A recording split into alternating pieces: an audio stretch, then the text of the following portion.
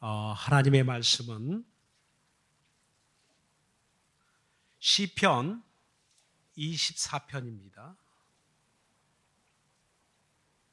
시편 24편 1절로 10절까지 1절부터 2절까지라고 했는데 10절까지 같이 합독하면 좋을 것 같습니다. 다 준비됐죠? 10절까지. 네. 자, 1절부터 이 다윗의 고백을 또 이렇게 24편에 담았지만 오늘 저와 여러분의 신앙 고백이 되길 또 원합니다. 자, 1편부터 1절부터 10절까지 시작. 땅과 거기 충만한 것과 세계와 그 중에 거하는 자가 다 여호와의 것이로다. 여호와께서 그 터를 바다 위에 세우심이요 강들 위에 건설하셨도다. 여호와의 산에 오를 자 누구며 그 거룩한 곳에 설 자가 누군고 곧 손이 깨끗하며 마음이 청결하며 뜻을 허탄한 데 두지 아니하며 거짓 맹세치 아니하는 자로다. 저는 여호와께 복을 받고 구원의 하나님께 의를 얻으리니 이는 여호와를 찾는 족속이요 야곱의 하나님의 얼굴을 구하는 자로다. 문들아 너희 머리를 들지어다. 영원한 문들아 들릴지어다. 영광의 왕이 들어가시리로다. 영광의 왕이 누이시뇨 강하고 능한 여호와시요 전쟁에 능한 여호와시로다. 문들아 너희 머리를 들지어다. 영원한 문들아 들릴지어다. 영광의 왕이 들어가시리로다.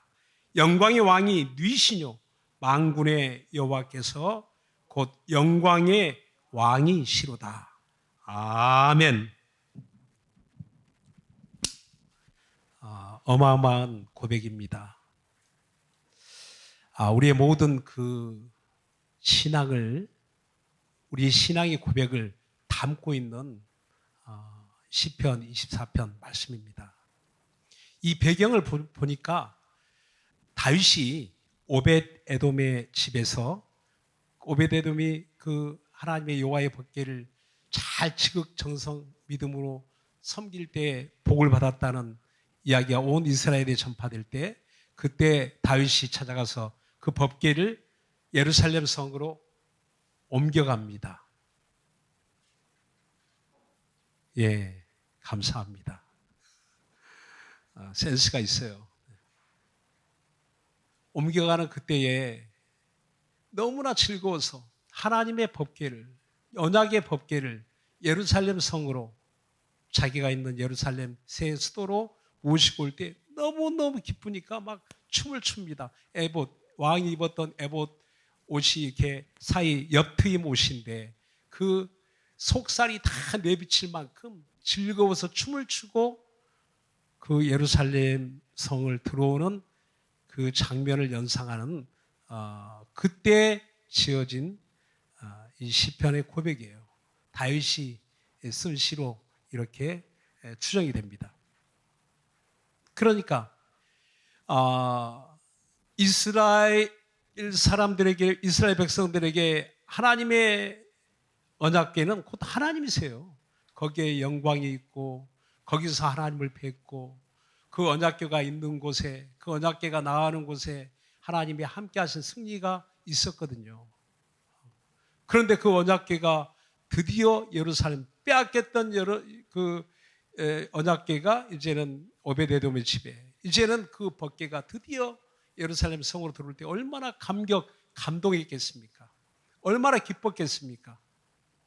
이제 그런 감격과 감동을 여기에 담아서 시편에 옮겼는데 이 시편이 또 이제 구약 시대의 성전에서 이렇게 제사할 때도 이 시편이 읽혀졌지만 신약 시대 초대 교회 때 부활절에 이 시편을 함께 온 교인들이 함께 고백했다고 합니다.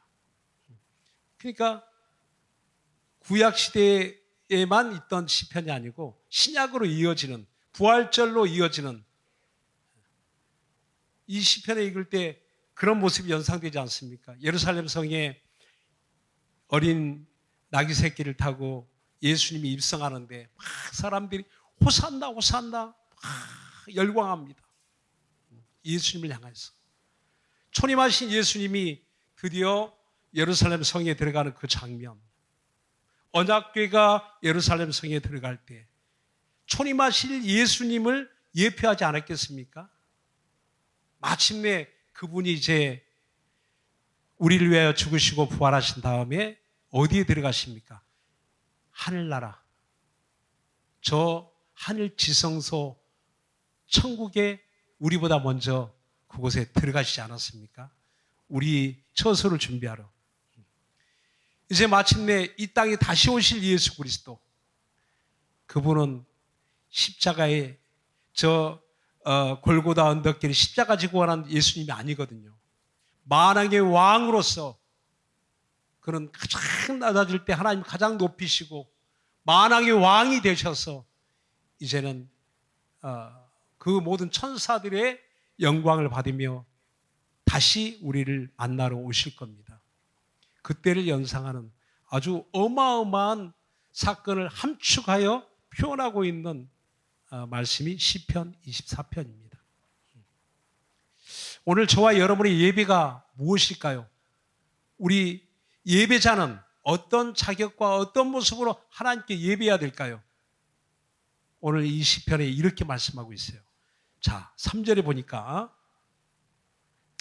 여호와의 산에 오를 자 누구며 그 거룩한 곳에 설 자가 누군고라고 말합니다. 여러분, 이것은 지금 하나님의 산에 오를 자, 다시 말하면 시온산에 오를 자, 시온산에서 하나님을 만나는 사람, 곧 예배하는 사람이 누구냐 하는 것을 묻고 있는 겁니다. 오늘 저와 여러분이 아침에도 예배하고 또 오후에도 예배하고 찬양하며 예배하고 기도하며 예배하고, 우리 주일날 오면은 여기서 예배합니다. 예배하는데 사실 뭐 교회에서만 예배하는 건 아니잖아요. 공적인 예배, 주일 예배를 통해서 이 예배가 우리의 일상으로 이어지는 거잖아요. 이렇게 하나님께 모여 찬송하며 기도하며 말씀드리며 하나님께 집중하는 것처럼 월요일도 화요일도 수요일도 계속 한 주간 이어지는 그 힘을 우리가 어디서 얻어가야 될까요?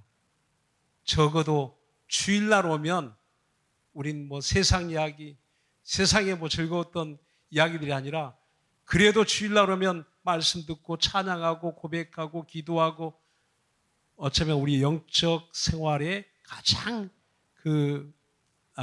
중심에 있는 일들을 교회에서 하게 됩니다. 그래서 여기서 우리가 뭔가 영적 자각을 가지고 우리 일상으로 돌아가죠. 직장으로 또 가정으로 또 사람들을 만나기도 합니다. 그때 우리 중심에 그런 의식이 있잖아요. 내가 지금 어디에 있지? 내가 지금 뭘 하는 거지? 하나님 앞에서 하나님을 만나는 것처럼, 하나님을 뵙는 것처럼. 그러니까 오늘 이 하나님의 산에 올라 하나님을 만나는 사람이 누구냐라고 질문하며 또 답을 합니다. 과연 그 사람이 누구냐? 누가 하나님을 만나는 사람이냐? 누가 예배하는 사람이냐? 누가 예배할 수 있는 자격이 있는 사람이냐? 라고 할 때 5절이 아니고 6절에 이렇게 고백하고 있어요. 다 같이 한번 합독해 봅시다. 시작. 이는 여호와를 찾는 족속이요 야곱의 하나님의 얼굴을 구하는 자로다 라고 말합니다. 야곱이 야복강가에서 하나님을 만납니다. 야복강가에 천사하고 씨름하면서 하나님을 찾습니다. 하나님의 복을 구합니다. 하나님을 만나기를 사모합니다. 가장 절망적일 때, 가장 모든 일이 안 되고 죽음이 그 앞에 다가왔을 때 이제 나는 끝이구나, 절망스러운 그런 불행이 닥쳐왔을 때 그는 천사와 씨름하며 하나님 만나기를 사모했습니다. 하나님의 얼굴을 구했습니다. 그러니까 오늘 왜 이 말을 언급하고 있을까요? 예배는 시온산에 올라서 하나님을 만나는 자는 하나님의 얼굴을 구하는 사람, 하나님을 사모하여 하나님의 얼굴 뵙기를 사모하는 그 사람이 하나님을 만나게 된다는 겁니다. 어쩌면 우리는 수많은 그 예배를 이렇게 습관적으로 드리고, 어쩌면 나는 예수 믿는 사람이다. 나는 태어나면서부터 나는 예수 믿고, 우리 어머니, 우리 아버지 예수 믿는 가정에 태어났으니까 나는 당연히 예배하고, 당연히 교회 가고, 당연히 성경 보고, 당연히 기도하고. 근데 당연한 일이 당연한 것이 아니라는 겁니다. 우연이 아니라는 거예요. 세상에 우연은 없어요. 그러니까 오늘 내가 예배할 수 있는 이런 기회가, 예배하고 있는 이 모습이 엄청나게, 어마어마하게 복된 자리고, 어마어마하게 소중한 자리라는 것을 말씀하고 있는 겁니다. 아무나도 하나님 만날 수 있고, 아무나도 하나님 은혜 받을 수 있을 것 같은데, 실제는 그렇지 않잖아요. 실제는 그렇지 않습니다. 아쉬움이 없어요. 하나님 없이 살아도 아쉬운 게 없는 사람 너무 많습니다. 부족한 게 없어요. 내가 할 수 있고, 돈이 해결해 줄 수 있고, 내 능력으로 해결할 수 있고, 별 아쉬움이 없죠. 근데 우리 뭔가 아쉬운 것처럼 하나님을 찾고 있죠. 뭔가 아쉬운 것처럼 하나님 없이는 안 될 것처럼 예배하고, 안 될 것처럼 기도하고.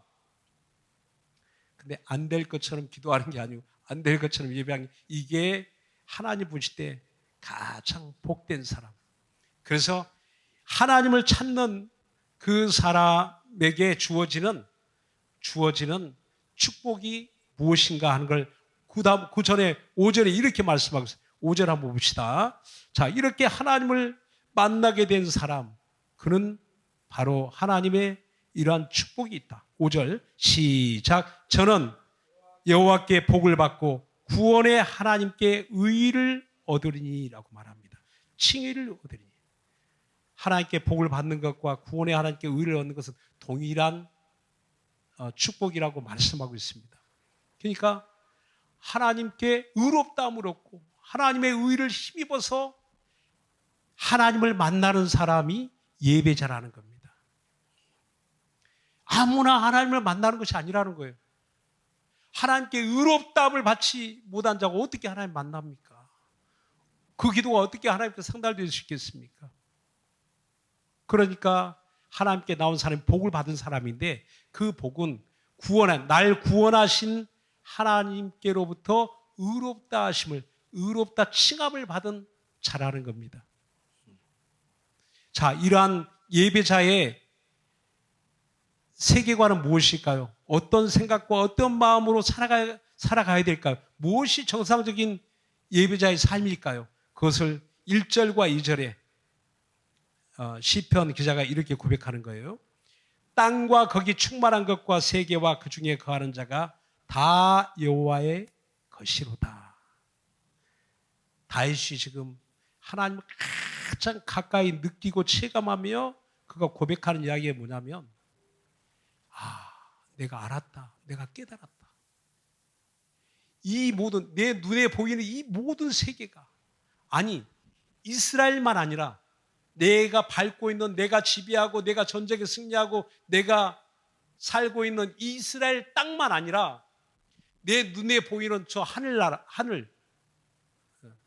그리고 내가 가보지 않은 이 세상의 수많은 나라와 민족과 족속들, 모든 삼라만상 만물이 다 하나님의 것임인 것을 내가 알았다. 그렇습니다. 오늘 우리 기독교 신앙이 우리 기독교인만 가져야 될 신앙이 아니라는 겁니다. 기독교인들만의 하나님이 아니라는 겁니다. 우리 그 착각했어요. 불교는 부처님 믿고, 기독교는 하나님 믿고, 예수님 믿고, 마호메트교, 이슬람교는 마호메트를 믿고, 이렇게 다 종교의 교주를 따라가는 그 중에 하나, 이게 아니라는 겁니다. 다윗의 고백은 그 차원의 고백이 아니라는 겁니다. 예배자의 고백은 그 차원에 머물러 있지 않다는 겁니다. 모든 세계가 하나님의 것, 하나님이 주인이시라는 것을 진짜 알게 되는 것이라는 겁니다. 이게 하나님을 안다는 것, 하나님을 알아가는 것. 이 모든 세계가 하나님의 것이다. 이게 그냥 이론이 아니고 실제적으로 그게 이제 내 신앙의 고백으로 고백이 돼야 되는 건데, 다 하나님 것이야. 우리가 그렇게 배웠어. 기독교 교리야. 이게 아니고 내가 믿고 고백할 수 있는 신앙. 성경에 기록된 사실을 내가 얼만큼 인정할 수 있는가. 내가 안다는 것은 내가 알고 있는 지식을 내 스스로 진짜 인정할 수 있는가, 인정하며 살고 있는가 하는 거죠. 그냥 머리로 아는 거하고 내 실제 생활에서 아는 것은 또 다르죠. 그래서 저와 여러분이 생활 가운데서 이걸 얼만큼 체감할 수 있을까? 하나님의 것이라는 걸, 이 모든 세계가 하나님의 것이라는 걸, 내 것이 아니라 하나님의 것, 내 소유하고 있는 게 하나님의 것, 내가 하나님의 것, 내가 하나님의 것이면 내 소유가 다 하나님의 것이잖아요. 소유잖아요. 근데 지금 그걸 고백하면서 2절에 이렇게 말하고 있어요. 여호와께서 그 터를 바다 위에 세우심이며 강들 위에 건설하셨도다라고 말합니다. 하나님이 그 터를 바다 위에 세우시고 강들 위에 건설하셨다. 고대 사람들의 이런 상식 속에는 바다와 강은 사람이 생존할 수 있는 근본 기반이라고 생각했던 거예요. 그러니까 강을 숭배하는, 바다를 숭배하는 그런 사상이 있었죠. 그들 세계, 그 세계에는. 지금도 인도에 가면 겐지스강, 우리가 보기에는 막 물 너무 더럽잖아요. 근데 거기서 몸을 씻고 그 물을 마시고 상상할 수 없는, 위생적으로도 그렇지만 이거 우리 신앙적으로 볼 때도 말도 안 되는 일을 인도 사람들은 거기 그 강에, 겐지스 강에 그들의 모든 인류의 근원이 거기서부터 시작됐다고 생각하고 자기 조상이 거기서부터 시작됐다고 생각하고 생명의 근원이라고 생각하니까 강을 숭배하는 거예요. 그 강에서 어떤 신비한 능력이 나온다고 생각하는 겁니다. 그러니까 그 겐지스 강에 매일 그들의 의식으로 거기 들어가서 몸을 씻고 그 물을 마시기도 합니다. 그게 하나의 어떤 자기 종교 의식으로 삼고 있죠. 근데 그 강을 주신 분이 누구냐? 모든 문명은 다 강가에서 이루어지잖아요. 좋은 땅, 비옥한 땅, 그 큰 강이 흐르는 그 지역에 문명이 시작되잖아요. 근데 누가 그것을 만들었느냐? 누가 세웠느냐? 건축하였느냐? 라는 것을 보니까 어떤 우리 민족의 조상이 아니고 바로 하나님이 건설하셨도다. 하나님이 세우셨다는 겁니다. 인류 문명의 그 시작의 근원을 하나님이 시작하셨다. 사람들이 그렇게 경외하는 바다를 하나님이 만드셨도다. 그 비옥한 땅을 하나님이 세우셨도다. 창세기 1장 9절에 말씀하잖아요. 모든 물이 한 곳에 모이게 하고 그 물에서 묻이 나오라 하니까 거기서 땅이 나오잖아요. 바다가 있고 바다에서 땅이 나오고 놀라운 일들이 막 일어납니다. 그런데 그것을 다 누가 하신 일이에요? 하나님이 그리하셨다는 겁니다. 하나님이 하셨다. 그러므로 하나님이 모든 이 세계를 건축하고 만드셨기 때문에 그 모든 것이 누구 소유예요? 메이드 인 USA, 메이드 인 코리아, 메이드 인 차이나가 아니라 메이드 인 가드, 하나님. 그걸 딱 붙여놔야 돼요, 여기다가. 이 땅은 하나님의 것입니다. 대전 예배당 이 땅은 하나님의 것입니다. 딱 붙여놔야 돼요. 소유주가 있는 거예요, 소유주가. 이 세상의 모든 물건은 다 그게 뭐 다 붙여 있잖아요. 뭐 제조국, 제조 회사 다 이렇게 표기가 되어 있습니다. 이것처럼 저와 여러분 얼굴에는 메이드 인 대답이 없어요. 이렇게 지저스 크라이스트 하나님의 이름이 예수니까 하나님이 저와 여러분을 창조하셨다. 우리 얼굴을 딱 볼 때 당신의 어머니가 누구냐, 당신의 아버지가 누구냐 물어볼 것도 없어요. 누가 만드셨어요?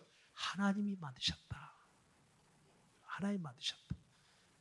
우리가 그렇게 볼 수 있는 어떤 이게 세계관이 있다면 진짜 100점이에요. 100점. 장로님 하나님 만드셨군요. 권사님 하나님 만드셨군요. 목사님 하나님 만드셨군요. 하나님의 형상대로 그 모양을 쫓아 하나님 만드셨군요. 그러면요 어떻게 무시할 수 있나요? 정말 존중할 수밖에 없죠. 하나님이 만드셨는데 또 그 소유권은 누가 있어요? 그 제조한 물건의 소유권은 그 회사에 있잖아요. 그 회사에 만들었으니까. 거기 제품이 거기서 나왔으니까 그 소유권이 있잖아요. 최초의 소유권이 있잖아요. 우리 소유권은 누구예요? 하나님께 있죠. 사람 누가 만드셔서 하나님께 소유권 있죠. 저 강과 바다 누가 만드셨어요? 하나님이 만드셨잖아요. 소유권 누가? 하나님께 있죠. 하나님께 있죠. 이것을 우리가 인정하는 겁니다. 이걸 인정하는 거예요. 여기서부터 우리 믿음이 출발하는 거고, 하나님 온 세상의 주인 되신다. 이게 우리의 신앙의 가장 중요한 우리의 세계관입니다. 내가 세상을 어떻게 볼 것이냐. 다 사람들이 자기 거라고 하는데, 그러니까 우리가 마시는 공기도 하나님이 주지 않으면, 그러니까 우리가 만일에 세금을 낸다면, 나라에 있다 세금 내는 건 너무 당연한데 하나님께 11조 하는 건 너무 아깝죠. 너무 아깝죠. 마치 내가 내 돈 벌어서 내가 내 것을 가지고 왜 이렇게 매번 희생해야 되는가 하는 생각을 할 수도 있는데, 근데 생각해 보면 국가에다 세금 내는 건 뭐 어찌 보면 사람들이 당연하다고 생각합니다. 좀 아깝지만 당연하다고 생각해요. 근데 만일에 하나님이 지금 세금을 거두신다면 우리 물 마시는 거, 우리 공기 마시는 거, 우리가 숨 쉬고 살아가는 거, 하나님이 세금을 거두신다면 정말 어마어마하게 하나님께 갖다 드려야 될 거예요. 세금을 하나님이 거두신다면. 그래서 사도행전 17장 24절 25절에 이렇게 우리 같이 한번 찾아봅시다. 사도행전 17장 24절 25절. 사도 바울이 그 아덴 사람들을 전도할 때 이렇게 말하고 있어요. 하나님 누구시냐? 너희가 참 아주 그런 종교심이 많은데 내가 아는 하나님, 내가 만난 하나님 이런 분이시다라고 이야기하는 겁니다. 네가 믿는 하나님 누구시냐라고 사람들이 물어보니까 그래 내가 믿는 하나님 이런 분이야 라고 이야기하는 게 사도행전 17장 24절로 25절이에요. 자, 우리 같이 한번 합독합시다. 시작. 가운데 있는 만유를 지으신 신께서는 천지의 주제시니 손으로 지은 전에 계시지 아니하시고 또 무엇이 부족한 것처럼 사람의 손으로 섬김을 받으시는 것이 아니니 이는 만민에게 생명과 호흡과 만물을 친히 주시는 자이심이라. 그렇습니다. 하나님 무엇을 자꾸 내게 뺏어가는 분이 아니라는 겁니다. 내게 무엇을 부족해서 야, 나 좀 도와줘. 너 좀 11조 가져와. 너 헌금 가져와. 뭐 감사헌금 이렇게 자꾸 뭘 우리에게 가져오라는 분이 아니고 오히려 모든 세상 만민에게 생명과 호흡과 하나님 창조한 모든 세계를 그들에게 주시는 분이라고 말씀하고 있습니다. 하나님이 주시는 걸 우리는 지금 사용하고, 내가 태어나는 순간부터 하나님 주시는 공기를 마시고 하나님 주신 땅에서 내가 밟고 살고 하나님 주신 모든 만물을 사용하며 살고 있습니다. 단 한 푼 사용료를 내지 않고도 우리는 마음껏 모든 세계 모든 사람들이 다 동일하게 예수 믿으나 안 믿으나 다 사용하고 있어요. 그렇습니다. 우리가 사용하고 있는 이 모든 만물의 모든 세계의 주인 되신 분이 하나님이신 것을 날마다 인정하는 삶이 되기를 예수님으로 축원합니다. 이게 우리 신앙의 중심에 딱 있어야 되는 거예요. 하나님의 것이야. 전쟁이 일어나죠. 자기 거라고. 자기 것이 위협받을 때 막 전쟁을 하죠. 그러나 그것도 하나님 것이요. 하나님 것인 왜들 자기 거라고 그렇게 주장하지? 하나님 것이다. 모든 세계가 하나님 것이다. 욥기 41편 11절을 보면 모든 이 천하에 있는 것이 다 내 것이다 라고 하나님 말씀합니다. 온 천하에 있는 저 산의 들짐승도 내 것이고 모든 것이 내 것이다. 그런데 내 것이라고 말하신 하나님이 여러분 생각해 보세요. 내 것이라고 말할 때 여러분 그걸 굉장히 소중하게 다룹니다. 이거 내 거야. 내 것이야 라고 말하는 순간부터 내 소유를 인정하는 순간부터 사람들은 그걸 관리하기 시작합니다. 관리합니다. 우리 김홍희 집사님이 관리하죠. 화단을 관리합니다. 그래서 나는 놀랐어요. 이 화단에 일주일에 2번씩 물을 줘야 된대요. 화단에. 안 그러면 말라버린대요. 꽃이 필 수가 없어요. 화단은 일주일에 2번 물을 줘야 됩니다. 잔뜩 줘야 돼요. 근데요, 조금 벗어나가지고 우리 화단을 넘어가지고 이렇게 이제 공터도 아닌데 그것도 원래는 하나님 것인데 누가 주인이라고 이제 또 이렇게 소유권을 주장하는 분이 계시긴 해요. 근데 거기에 보니까 노란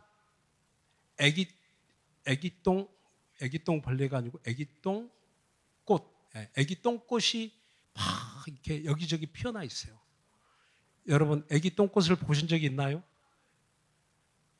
예배당에 이렇게 오래 다니시는데도 아마다 저는 올해 처음 봤어요. 근데 해마다 이제 여러분 볼 수 있는데 그 공터에 누가 심어둔 것 같지는 않아요. 그런데 애기똥꽃이 노란 꽃이 이 들꽃인데 막 여기저기 피어 있어요. 근데 지금 김홍희 집사님이 열심히 가꾸는 꽃은 피었다가 떨어지고 피었다 떨어지고 지금 몇 번을 피었다 지는지 모르겠어요. 그렇게 예쁜 튤립도 피었다가 지고 근데 애기똥꽃은 아직도 살아있어요. 아직도 계속 피어나요. 누가 가꾸시는 거예요? 빨리 옆구리 찌르기 전에 빨리 이야기했어요. 하나님이 가꾸신다. 하나님이 가꾸신다. 저 산에 가면 들꽃이, 제가 옛날에 꽃이 이쁘다는 생각을 잘 못했는데 요즘은 참 이렇게 꽃이 예쁘다. 그런, 이렇게 보면은 그런 생각이 들어요. 근데 큰 꽃도 예쁘지만 이렇게 작은 들꽃, 이런 들꽃들이 피어나는 걸 보면 되게 예쁘다는 생각을 많이 해요. 근데 그 들꽃은 누가 가꾸는 사람이 없어요. 누가 물 주는 사람이 없어요. 근데 하나님이 하늘에서 비를 내려주셔서 그것을 관리하고 계시더라고요. 할렐루야. 하나님이 관리하신다. 천지의 주제, 관리자, 경영자 되신다 하는 겁니다. 하나님이 경영하시면요. 사람이 관리하는 것보다 100배, 1000배, 10,000배, 10,000,000배 더 낫습니다. 내가 아무리 물청소하러 이 동네를 다닌다 한들 깨끗하게 치울 수 있겠습니까? 그 송이가루 그 송이가루가 아니고 송학가루죠. 막 온 세상을 다 뒤덮었어요. 차도 얼마나 더러워졌는지 몰라요. 세차할 필요가 없어요. 다음날 되면 또 꽃가루가 다 덮어버리니까 세차하지 마세요. 근데 비가 한 번 오면 어떻게 됩니까? 한 번에 씻겨나갑니다. 한 번에. 우리 수돗물로 하는 건 한계가 있지만 하나님의 하늘에서 비를 주시면 한 번에 씻겨나갑니다. 온 세상의 때를 한꺼번에 벗겨버리는 것처럼 하나님이 관리하신다. 하나님이 관리하시면 내가 관리하는 것보다 낫다 안 낫다? 100번 더 낫다. 하물며 저 잠깐 피었다 지는 애기 똥꽃, 왜 애기 똥꽃이라고 하는지 아세요? 김홍희 집사님은 그 애기 똥 냄새가 난다고 하는데 그게 아니고 내가 찾아보니까 애기 똥 냄새가 나는 게 아니고 그 줄기를 꺾으면 거기서 애기 똥처럼 샛노란 진액이 쫙 올라온다는 거예요. 아주 노란 그 진액이 애기 똥색, 애기 똥이 진하잖아요. 아주 샛노래요. 냄새는 시큼하죠. 근데 그렇게 애기 똥꽃을 보면서 저 그런 마음이 들었어요. 하나님이 관리하신다. 하나님이 창조하신 것을 하나님이 관리하신다. 나도 하나님이 창조하셨으니 하나님의 관리를 받으면 안심할 수 있겠다. 내 자식들 내 것이라고 생각했을 때는 내가 관리하는 한계를 가지고 있지만 누가 관리해 줘야 됩니까? 하나님이 관리하시면 내가 관리하는 것보다 100배, 1000배 낫다. 내가 소유권을 절대 인정하지 말아야 되겠다. 내 것이라고 인정하면 안 되겠구나. 내 자식 하나님의 것입니다. 하나님의 소유입니다. 이 교회, 내가 내 교회라고 생각하면 관리의 능력에 한계가 가져와요. 반드시 한계가 있습니다. 그러나 이 교회 하나님의 것입니다. 우리 개혁 공동체 하나님의 것입니다. 우리 교회 하나님의 것입니다. 내 가정 하나님의 것입니다. 내 자식들, 내 손주들 하나님 것입니다. 이렇게 우리가 인정하는 참된 신앙이 있다면 진짜 하나님이 관리해 주실 겁니다. 지난주에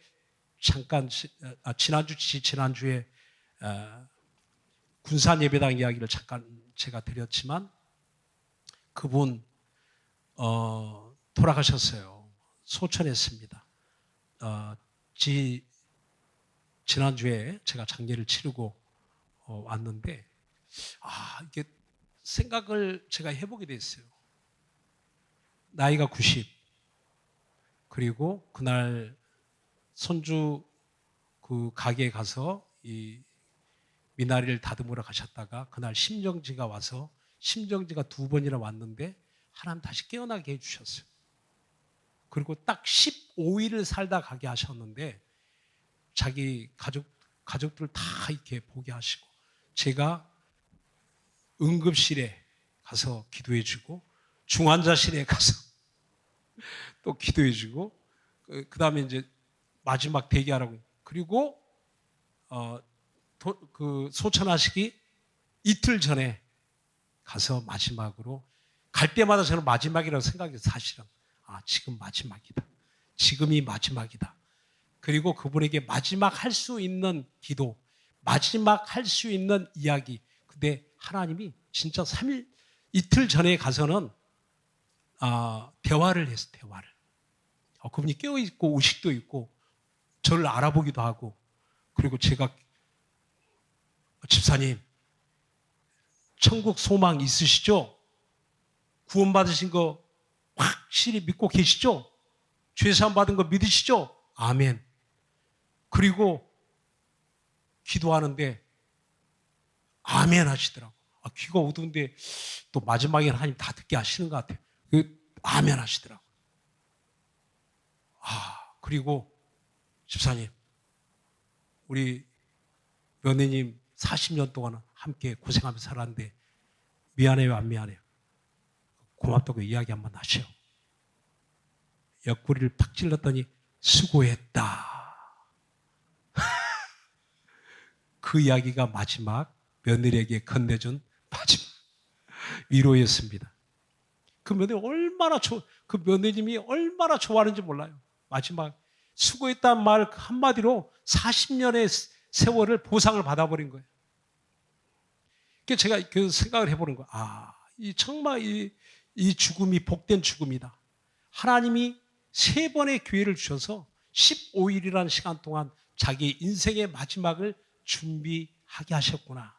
사람의 죽고 사는 것, 이게 하나님이 주관하시면 많은 사람들이 기도하고 있고 기도 가운데 자기의 일생을 이렇게 마무리할 수 있다면 축복이다. 축복이다. 하는 생각을 하게 됐습니다. 그래서 이 죽음마저도 하나님께 속하여 있습니다. 사는 것, 내가 숨쉬고 사는 것 하나님의 것입니다. 나의 마지막 죽음 하나님께 속해 있습니다라고 고백한다면 우리들의 마지막도 하나님이 아름답게 인도하시지 않을까, 이런 생각도 해보게 되는 겁니다.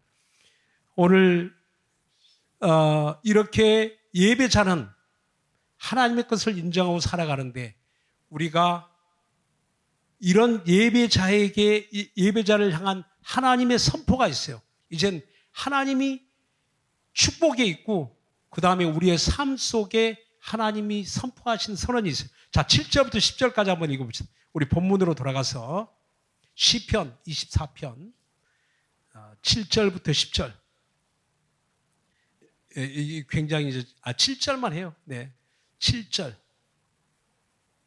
7절과 9절 두 절만 합시다. 7절 시작. 문들아 너의 머리를 들지어다. 영원한 문들아 들릴지어다. 영광의 왕이 들어가시리로다. 9절 시작. 문들아 너의 머리를 들지어다. 영원한 문들아 들릴지어다. 영광의 왕이 들어가시리로다. 아멘. 그렇습니다. 그 문은 성소의 문을 말합니다. 여러분, 그 성전의 문은 다 무너졌어요.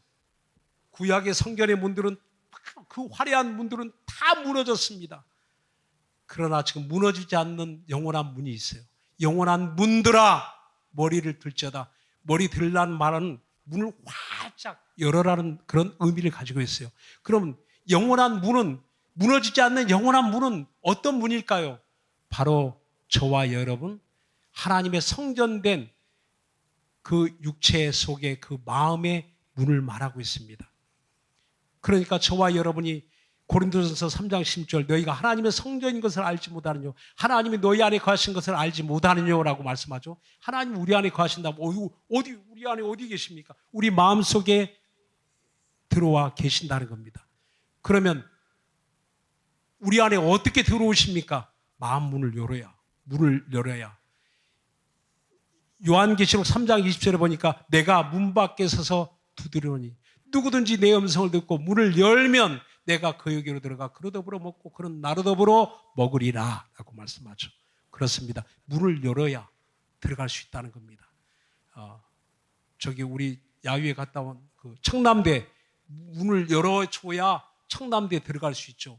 옛날 대통령만 들어갔잖아요. 근데 지금 개방 문을 열어서 모든 시민들이 들어갈 수 있죠. 여러분 청와대 가보셨나요? 청와대 지금 문이 닫혀가지고 못 들어갑니다. 우리는 못 들어가요. 청와대 대통령이 열어줘야 돼요. 대통령이 잠깐 비는 사이에 문 열어주는 바람에 저희가 들어갔다가 구경할 수 있죠. 문을 열어야 청와대도 들어가고, 문을 열어야 청남대도 들어가고, 문을 열어야 대전 예배당도 들어올 수 있는 것처럼 내 마음의 문을 열어야, 활짝 열어야 누가 들어오신다? 그렇죠. 영광의 왕이 들어가시리로다. 오늘 저와 여러분 속에 누가 계십니까? 우리가 문을 활짝 열고 주님을 영접했다면 주님이 우리 안에 들어와 계시는 겁니다. 그리고 여러분 혹시 이 속에 문이 또 하나 있지 않습니까? 또 다른 문이 있지 않나요?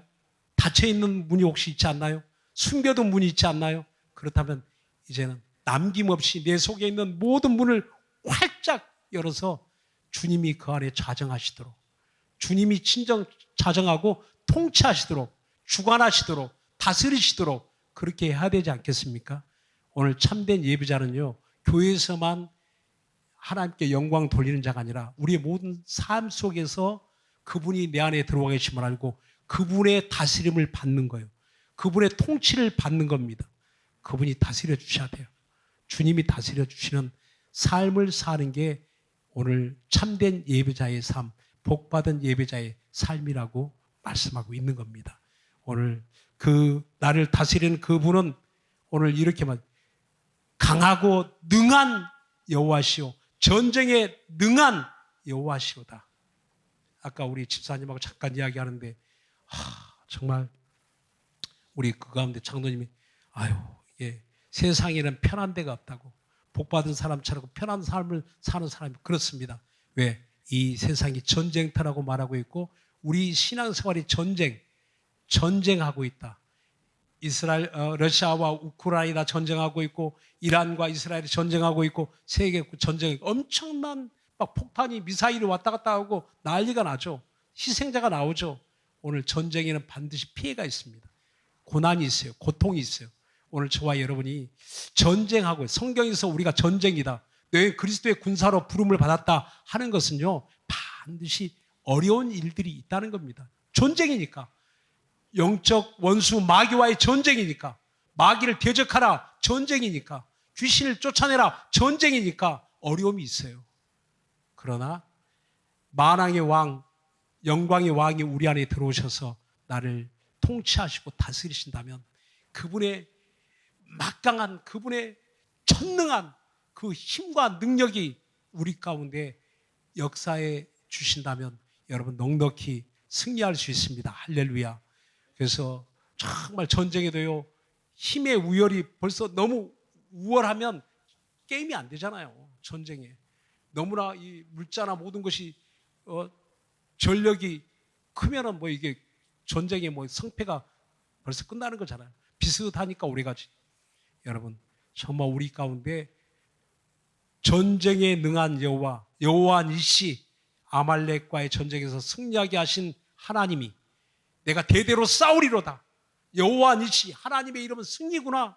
하나님의 이름은 깃발이다. 승리의 깃발이다. 라고 모세가 고백했던 것처럼 우리도 예수 그 이름은 나의 승리다. 내가 어떤 고난이 있든 어떤 고통, 어떤 어려운 문제들이 있든지 이건 반드시 이긴다. 승리한다. 왜? 하나님이 나와 함께 하시니까. 우리 속에 좌정에 계시고 그분이 나를 처소 삼고 나를 성전 삼고 내 안에 계시니까 우리는 이미 승리를 약속하고 있는 겁니다. 할렐루야.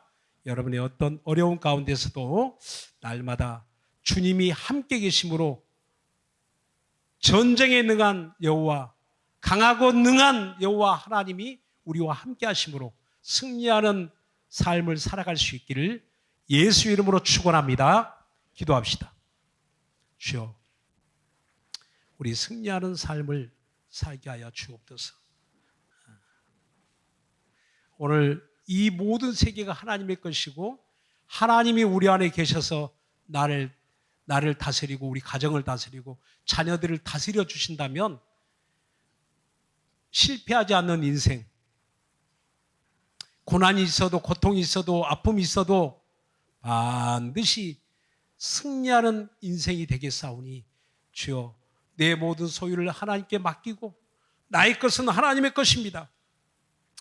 우리 집은 하나님의 것입니다. 우리 교회는 하나님의 것입니다. 하나님이 다스리시옵소서. 하나님이 통치하시고 경영하여 주옵소서. 그리하면 승리하겠습니다. 우리 예수 한번 부르고 간절한 마음으로 우리 기도합시다. 예수여!